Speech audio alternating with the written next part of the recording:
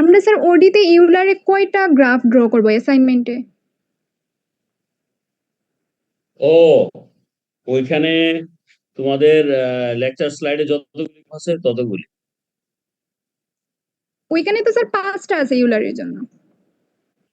ওকে, তো ওকে তাহলে 5টাই করবা। আর আপনি তো বলছেন স্যার মানে বিভিন্ন টেস্ট কেস দিবেন, তাহলে এইটা তো স্যার র্যান্ডম একটার জন্য মানে 5টা আসবে, মানে জাস্ট আপনি যেটা দিছেন এক্সাম্পল ওইটার জন্য টেম্পারেচারটা।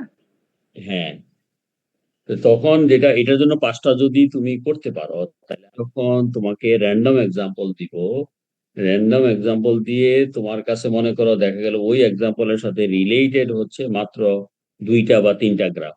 তখন আমি অথবা এমনও হইতে পারে যে 5টা তুমি অ্যাভেইলেবল রাখো, 5টার মধ্যে আমি শুধু বললাম যে তুমি আমার 5টা দেখার দরকার নাই, I need to see only 2 or 1 something like this. বুঝছো? তখন তুমি অন্যগুলিরে ইয়ে করে দিবা, এই কমেন্টেড করবা, অন্যগুলি তো আমার দরকার নেই। আমি তো ওকে সেটাই স্যার। তোমাদের কাছে দেখতে চাই যে তুমি ওই জিনিসগুলি বুঝো কিনা।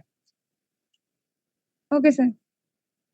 বুঝছো? মানে মোট কথা হলো ইন জেনারেল তুমি সবকিছু জিনিস মোটামুটি অ্যাভেইলেবল রাখো, সো দ্যাট আমি বেসড অন মাই কোশ্চেন তুমি যাতে ওইখানে তখন এটা কাস্টমাইজ করতে পারো আর কি। বুঝছো? বুঝছি স্যার।